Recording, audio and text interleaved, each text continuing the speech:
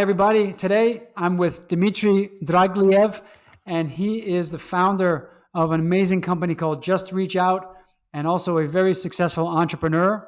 Dmitry has founded and exited successfully three different companies where he drove growth primarily through PR and SEO. And he's here to tell us more about that and also some real great nuggets about how to do amazing outreach in 2021. So, Dimitri, welcome to the show. Hey, thanks. Good to be here. Yeah. So the first thing I've got to ask you is about these acquisitions, and one of them I think was even Google, Yep. right? So can you walk us through that history of how you were able to build up these companies through organic PR and SEO, and then make those successful exits? Yeah, I mean, a lot of people ask me this. I've been doing PR and SEO since 2007, and I was fortunate enough to sort of do it DIY style. I was never a big fan of PR firms. I'm not a big fan of consulting or communication firms. I do it all myself, and I teach people how to do it themselves. So all my customers, everybody who subscribes to my course, PR That Converts, or subscribes to my software, Just Reach Out, they all are learning how to do it themselves. And I learned how to do it myself because I just didn't have the money or the time to really engage with any PR firms back then. And so the Google acquisition was a company called Polar, and it was just this little polling app. Like Mhm. sometimes you can ask people, hey, do you prefer Dunkin' Donuts or, some other coffee, Starbucks? And then you would have this little poll and you'd say, all right, what do you want? And the idea was, hey, we're going to make a big splash with this thing, right? We got money from Jerry Yang. He was the founder of Yahoo back in the day. This was 2012, 13 kind of. Mhm. And the problem was that I just couldn't get PR for this little app. Like, we got some money, we got some press, but it wasn't like we couldn't grow it. And we Mhm. tried ads and all sorts of different ways to grow the company to get downloads for this little polling app. We just couldn't.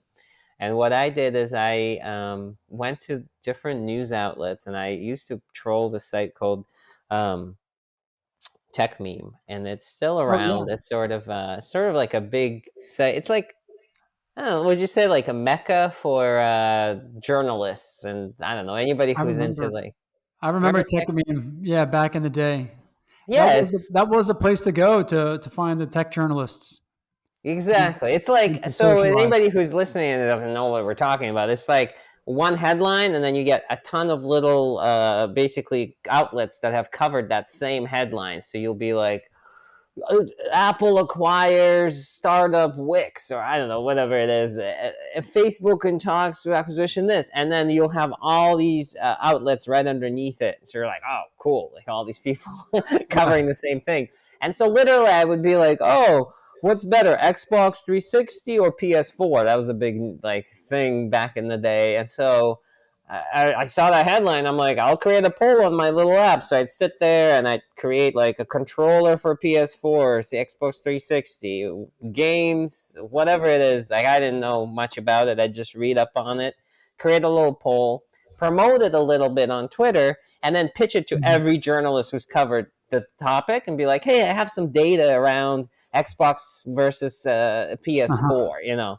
And then when iOS An awesome 7 came idea. out, iOS 7 came out, I was like, all right, I'm going to do that. I'm going to do iOS 6 versus iOS 7. And Yeah. we just did it over and over and over on every little breaking topic.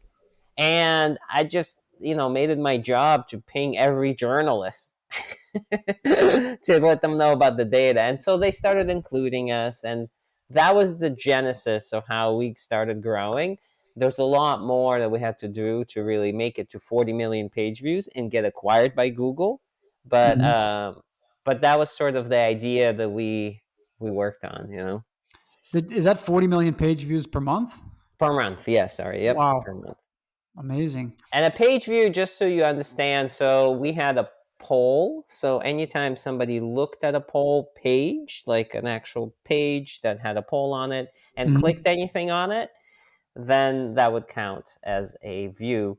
The funny part was that we first started with an app because our founder was a mobile first guy. He authored all the Mhm. books on mobile first. He's the thought leader behind mobile first. And of course, we had to be mobile first.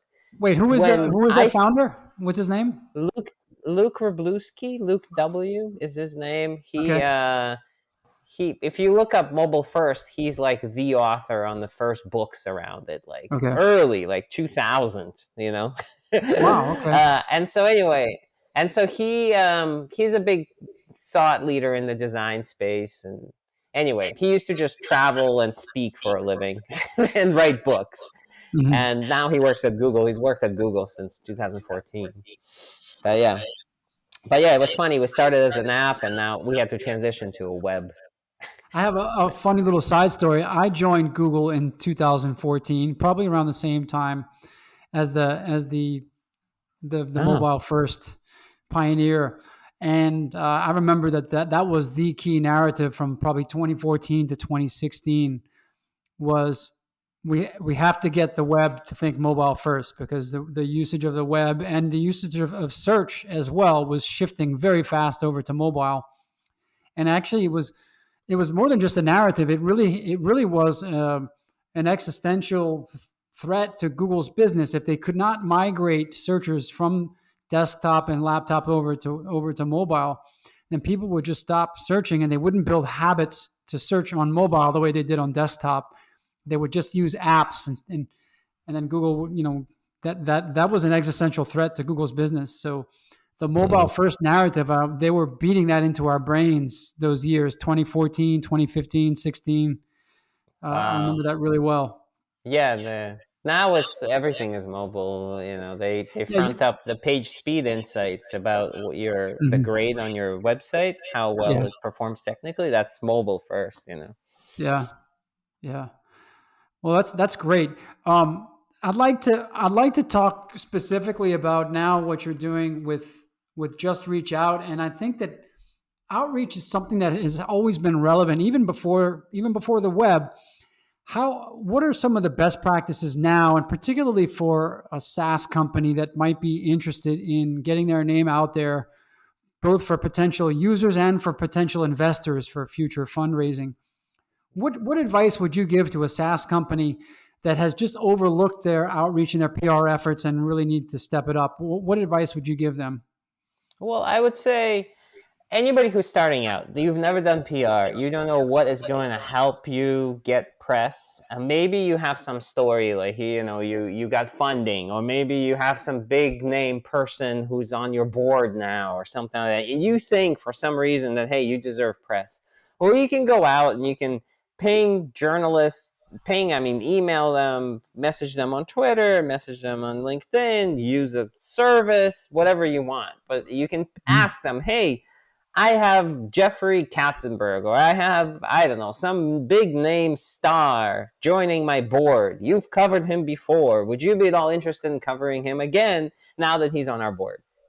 Chances are it's kind of a story that's maybe, but it's a little bit lame to just have that as a PR strategy, right? Because a Mhm. PR strategy for me is always, hey, how can I consistently replicate this over and over and over and over and get more and more exposure, right? It's not a Mhm. one off like, hey, we're launching, hey, we have a partnership, hey, we have this or that. And so, what I typically advocate for is if you've never done PR or you're just starting out, start answering journalist questions, their queries. And there's tons of places you can find them. There's free Mhm. ones, there's paid ones. We aggregate all of them and just reach out. But a very cheap free one to start with is Help a Reporter. Everybody sort of have heard of it. Maybe if you haven't, helpareporterout.net, I think is the URL, or helpareporter.com, I think is helpareporter.com. Mhm. But Help a Reporter Out is a free service. It's run by Cision. And what that does is that if you subscribe to it and it's free, you check off the interests that you are an expert in. For example, marketing, maybe you're an expert in security, whatever it is. They will send you an email newsletter with those queries from journalists, and those queries are asking Mm-hmm. questions specifically. Hey, I have an article I'm writing about X. I'd like an expert to comment on Y. And so you can answer those questions without really having a big PR story. And you can replicate that and consistently get more and more exposure that way, because all you do is you're just helping them out. And this is a great way to learn what journalists are looking for, build relationships with them, and get exposure at the same time. Now, Help Reporter Out is just one of them. There is Turkle, which is another one. Mm-hmm. There's Quoted with a W, Quoted. There's a lot of these little and smaller and bigger places where journalists go to put in questions that they're looking for. There's paid ones like ProfNet.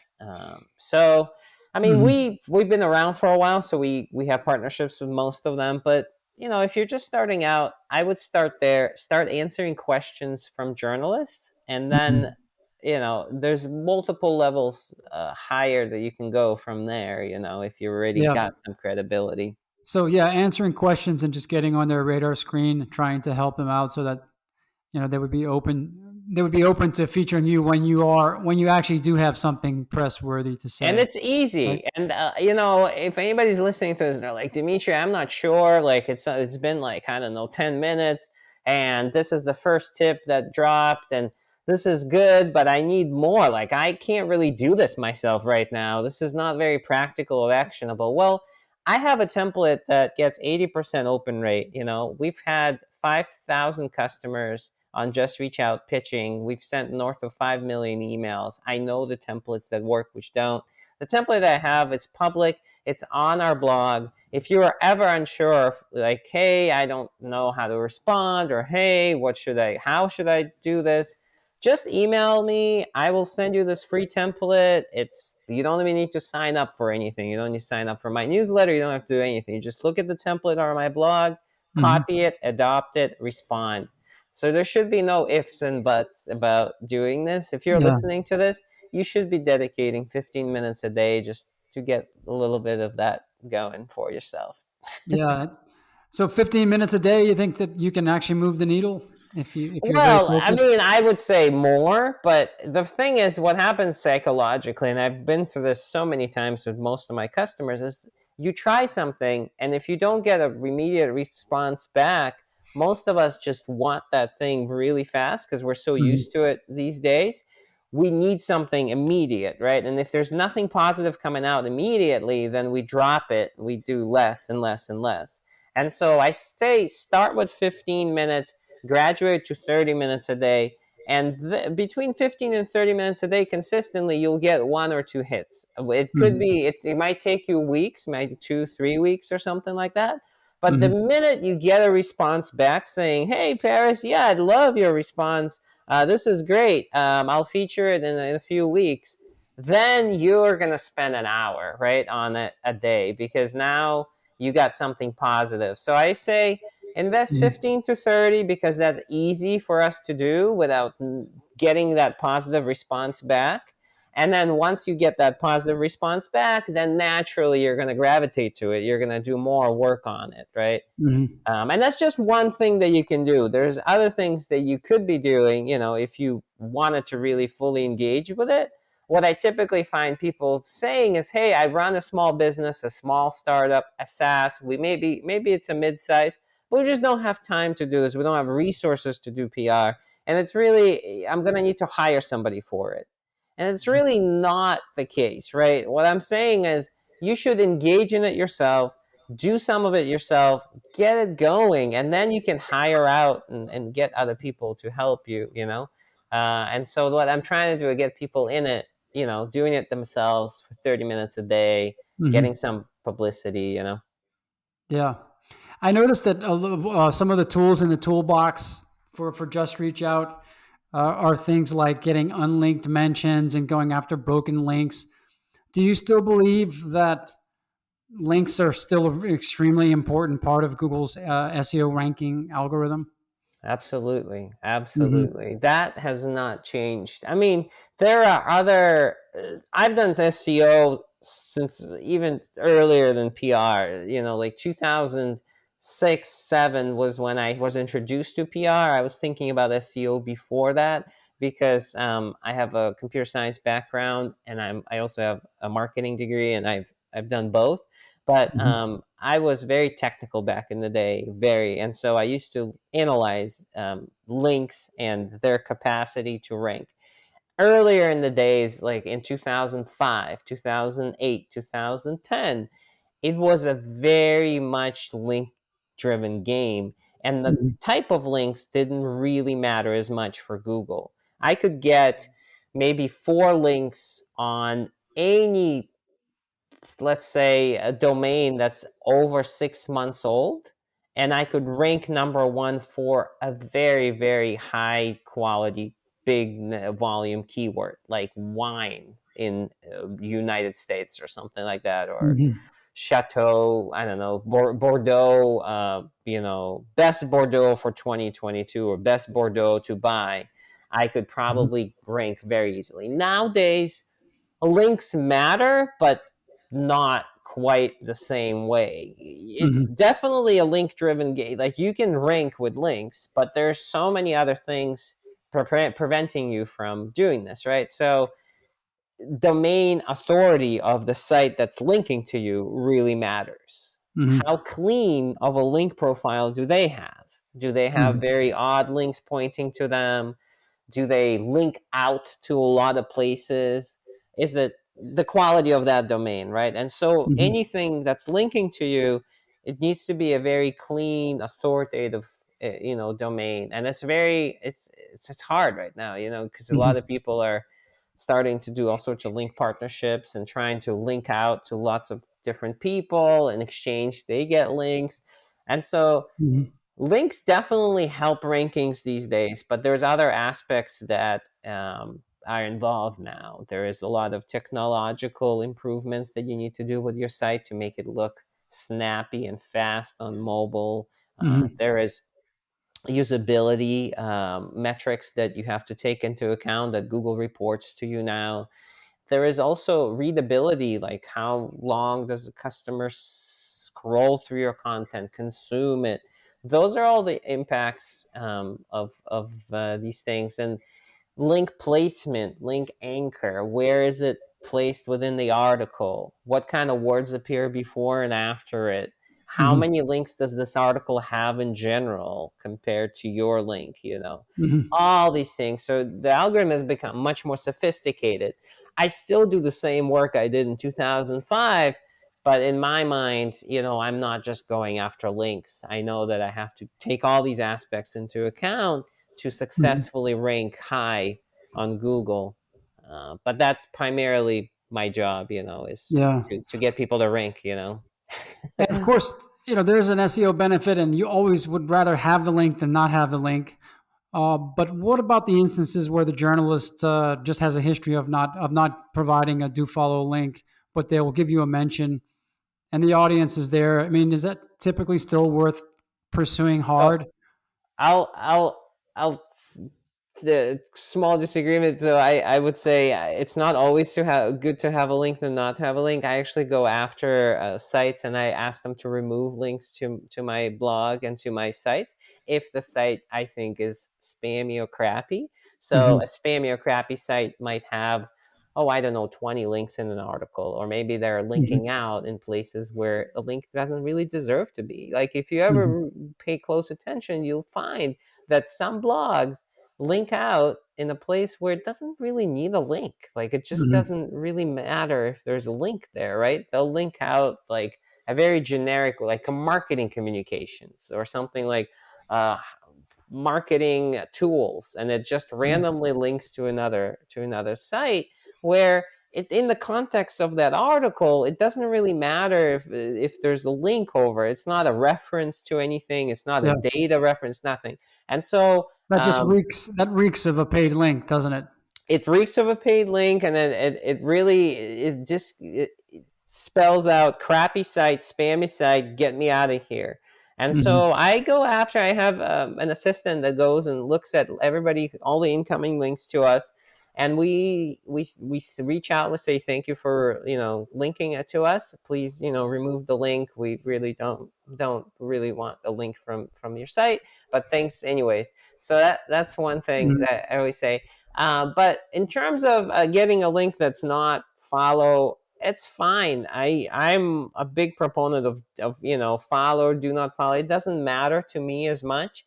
I've done a couple experiments where we looked at the quality of the links, and basically if the link is getting clicks, then it's gonna help you. If the link isn't really getting that many clicks, it's not like then you just need to look at the spamminess of the site and see if you really want that link. But follow or do not follow doesn't bother me as much. Of course, follow is better, but I'm Mhm. fine with getting a do not follow as long as it's getting clicks, as long as it's relevant. You know.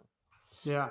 So a related question to that: when you do outreach to people asking them to remove the link, I presume if that's done at large scale, you still have a majority of people that don't answer and don't take action, and that's all. That's about all you can do. Maybe you make a few attempts. Do you still then take that next step and disavow those links, or do you think that disavowing links even matters today? I haven't been as consistent with it. I must admit, in the last 3 years, I just lost the regimen of just disavowing the links. It's something nice to do, I think. I just have been focused on getting really good quality links versus trying to run that process of disavowing the links, getting rid of, crappy links. It's probably a good thing to do. There's a priority of things for me. One is getting new links. The other one is um, removing broken links. And so broken links, I use and in doing internal linking. Though Mhm. I found that the broken links on my site and removing them and internally linking stuff better Yeah. inside the site actually does more than getting outside links to my site right now. Mhm. So I run 3 blogs now: Small Biz Tools and Criminally Prolific and Just Reach Out. And I do see that, and I use a great plugin for that automatically finds all the broken links, removes them for me, and also helps me internally link things automatically. Mhm. But Is that, um, by the way, is that called Link Whisperer? yeah, yeah, yeah. Yeah, I So know it. I know Spencer really well. You probably talked to him, or he and I are from the Uh-huh. same Okay. Oh, community. we use the tool. I haven't met Spencer, no, but Okay, we use that ourselves. Link Whisperer. It's such a time saver. it's great. So it helps me a bit with that. So I would concentrate on internal linking, broken link removal, and then getting good quality links to you. Disavowing and doing these other things might be lower on the priority. I do have fantastic developers that are on it trying to improve the grades on my site, for Mhm. page speed insights every single day. They sit there and they test every single blog post that I have on Google page speed insights and improve Mhm. the quality and performance. Yeah.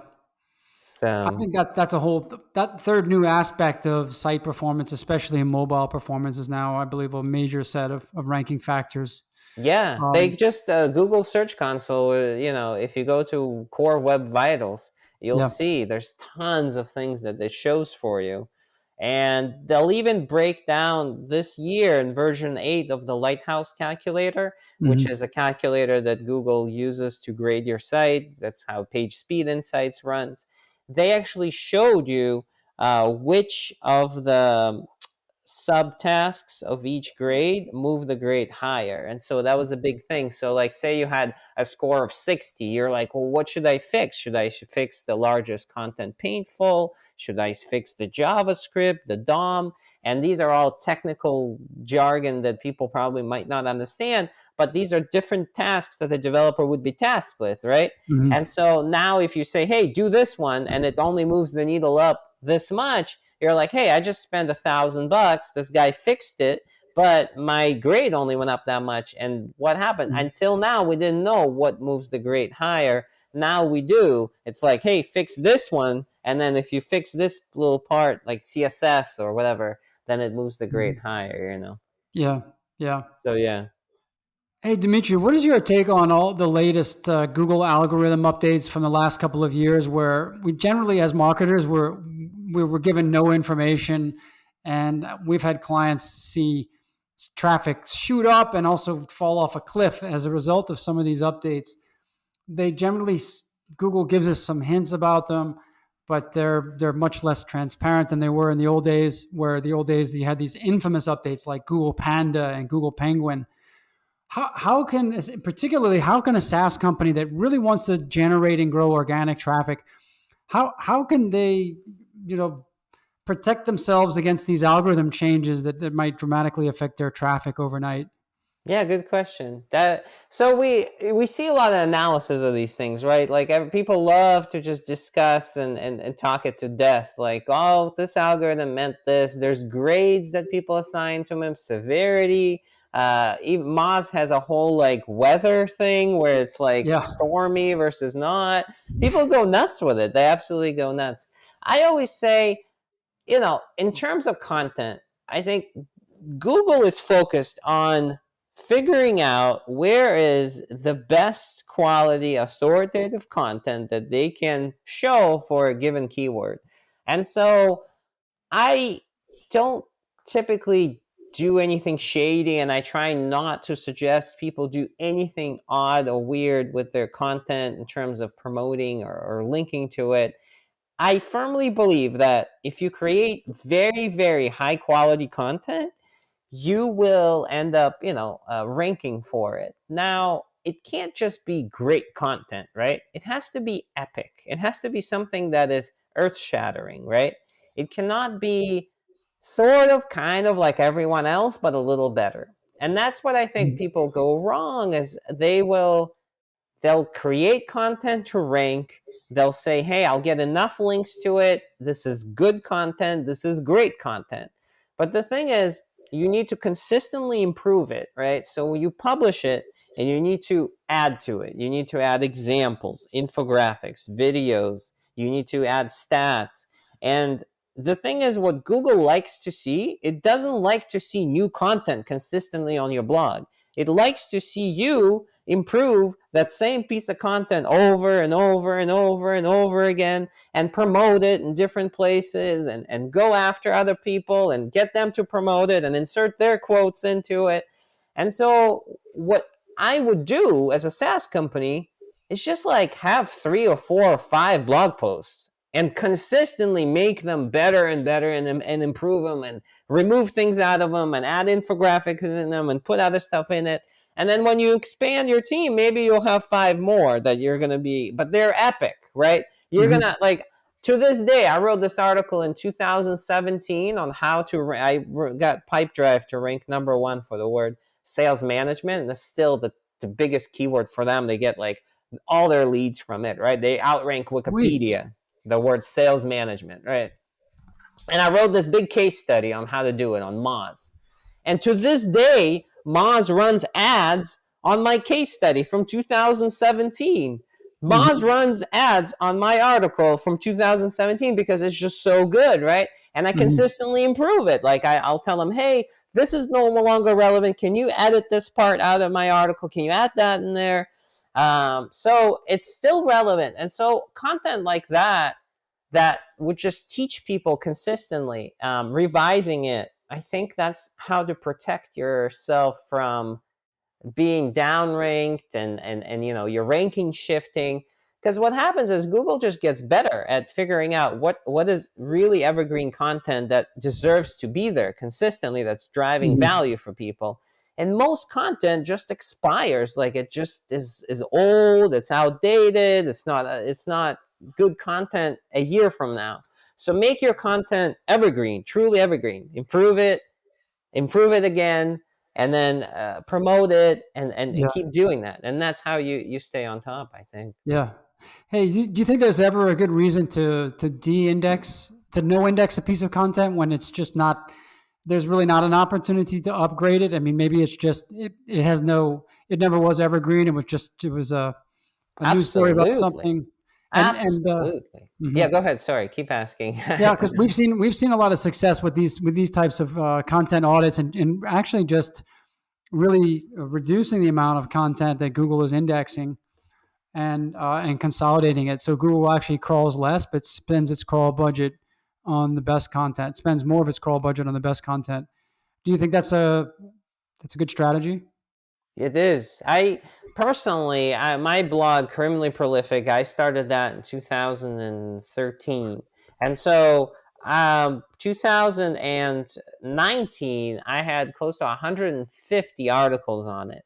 And what I did is I removed all but 30 of them because I just went through and Brian Dean from Backlinko is a customer and is a good friend of mine. And he personally did that a few years before me. And he said, Dimitri, like it's night and day. I just got rid of everything that wasn't getting traffic. And I just started, Mm-hmm. and I kept like my top performing ones. And I said, I'm going to do the same, since you tell me, Brian Dean, Backlinko, good advice. Mm-hmm. Probably usually good advice from a guy like that. And so Yeah. I did the same. I did it. We met for dinner. He told me, I went back that night, removed most of my articles, 120 articles I removed from my site. The site doubled in traffic on those 30 articles. Now I invested Mm-hmm. maybe 3 weeks of complete revamp of those 30 articles, right? This was like a team of 5 writers going nuts on my 30 articles, right? Mm-hmm. But in 3.5 weeks, we completely revamped those articles, improved them. And it's a lot of work to continuously improve articles. But I'm already starting, like I used to rank number one for the word cold email. Right now I'm number two because I see like I haven't updated that article in a little while. And so email pitch, I'm back to number one, the word email pitch. But, Mm-hmm. I recently had to update that one. PR outreach is the same way, media pitch is the same way, like all these different keywords that I'm, updating. And so, yeah, definitely is valuable to remove old content that's not performing. Very Mm-hmm. valuable because then you gotta just the unicorns. You want your unicorns to be the best ones out there, and that's it. Yeah, absolutely. I just our team recently stumbled into a new product within Google Search Console called Search Console Insights, and it's in beta. Have you come across this tool yet? A Search little Console bit. Insights. I Not too much. I saw it like once. I just didn't have time to really look at it. It Yeah. I don't have it anymore for some reason, but I'm gonna Well, have to re-log in on my other account. this is Google finally giving a major nod to content creators because it shows you for which individual pieces of content have the best engagement. They're actually pulling a lot of data from Google Analytics that you could probably dig out of Google Analytics, but they're surfacing it in a really user-friendly way. So you can see which article has the highest average duration on page, which article is trending right now, and there's some other examples. And this is Mm. really a guide. I think this is a guide where Google is saying these are the articles you need to double down on. These are the articles that we're paying attention to. You may want to refresh them. You may want to promote them even further. But these are the hot articles that you need to focus on.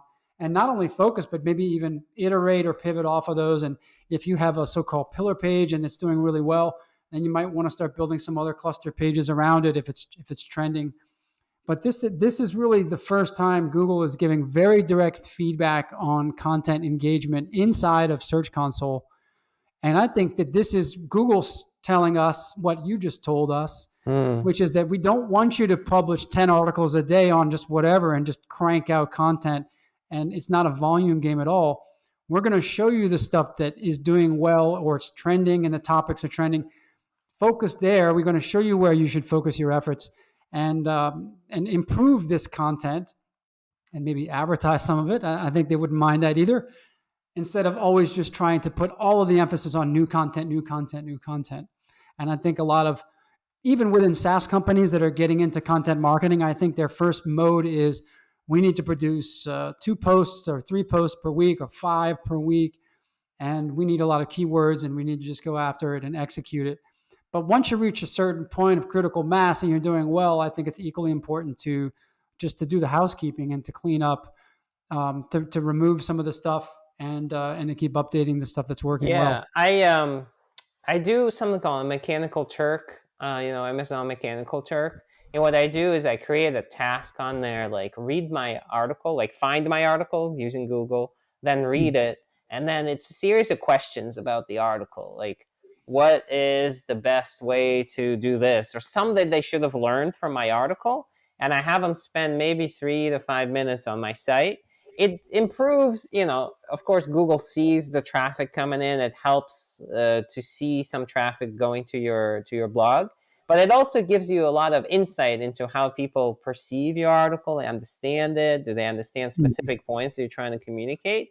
And it does both. It helps you improve the article. It drives traffic to the article and helps rank it, right? Because if you have incoming traffic, and I pay people $4 a response, that's a lot of money, and I'll do 300, 400 responses. This is a significant investment, but I'm not Mhm. looking into it like just driving traffic to my site.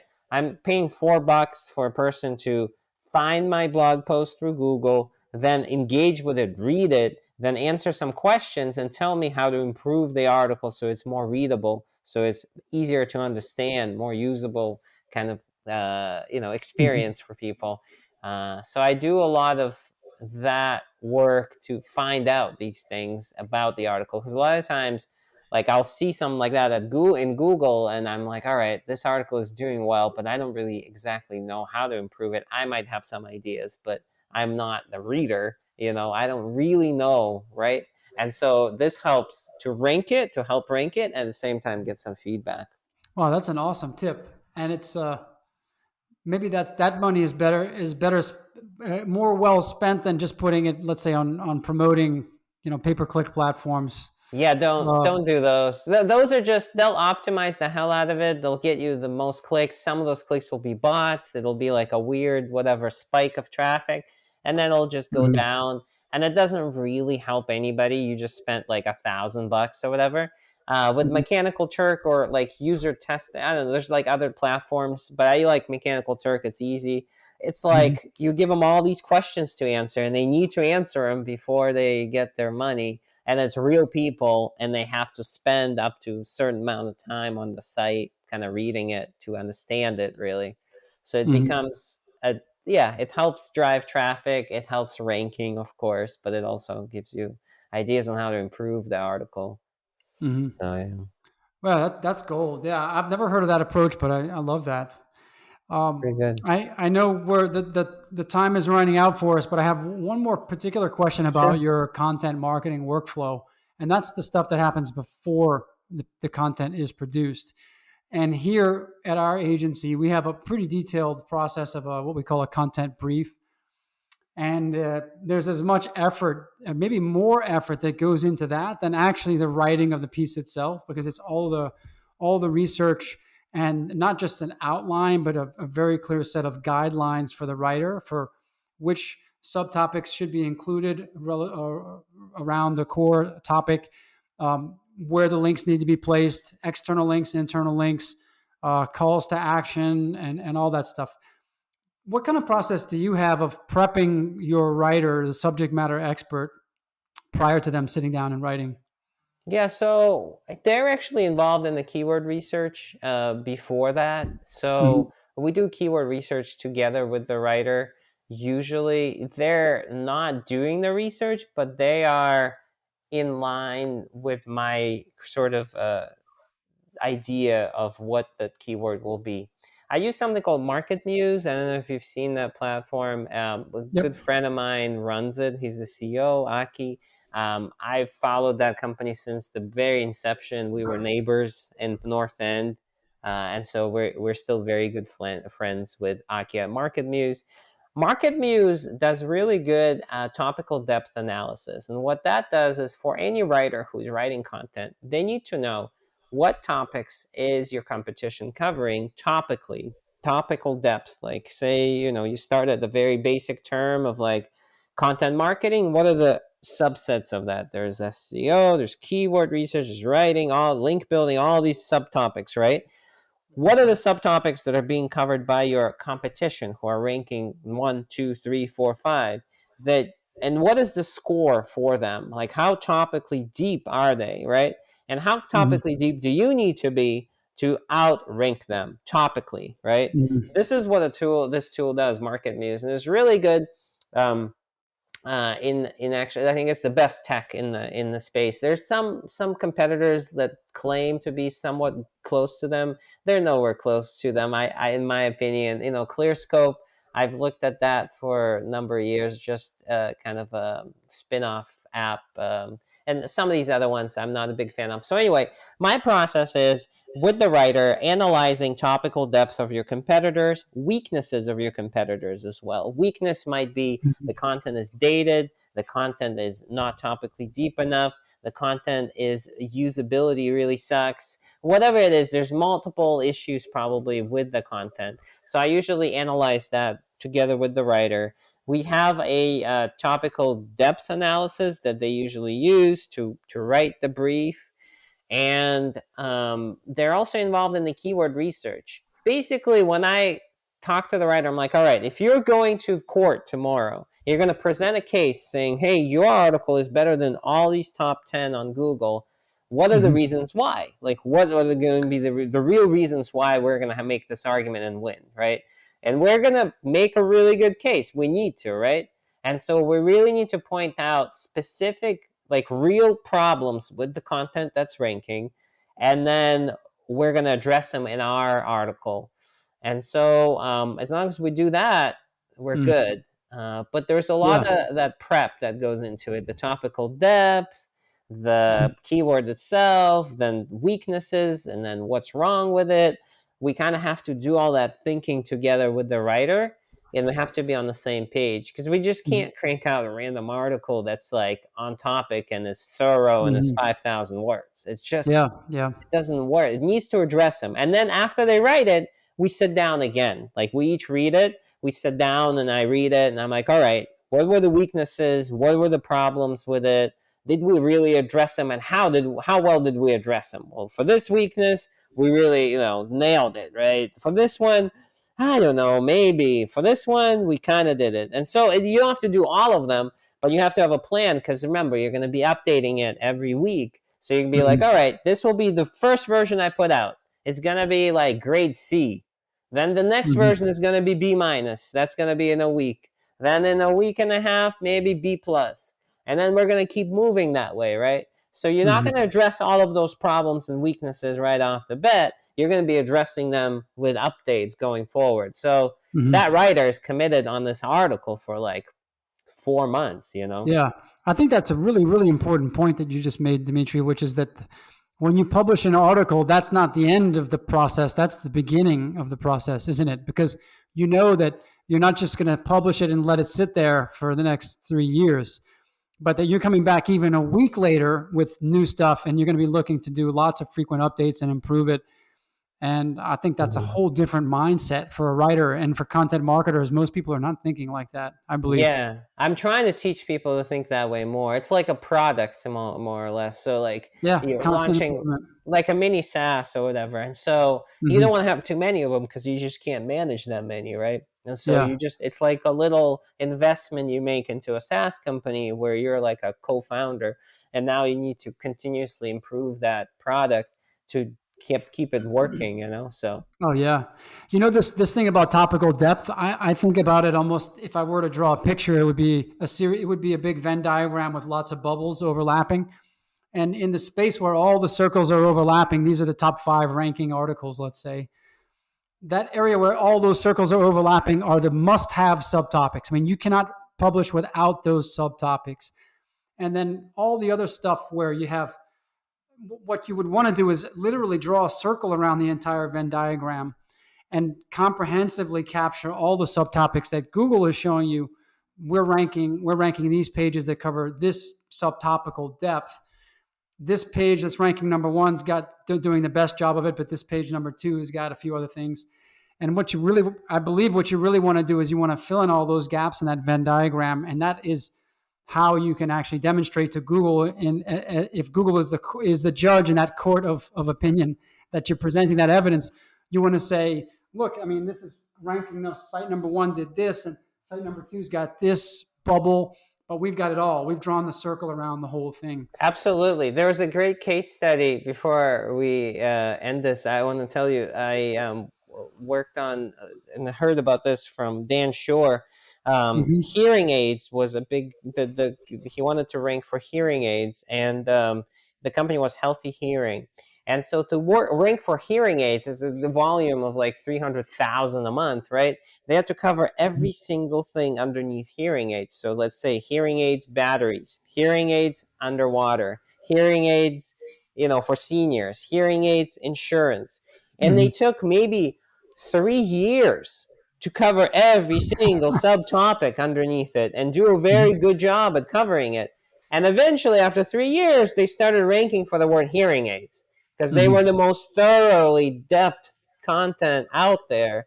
Google has indexed all of these things in a little. They had like a help section where it was all like all this content, and Yeah. so that was just such a good example of really going after topical depth, keyword wise, and in Mm-hmm. the keyword they also had their subtopics.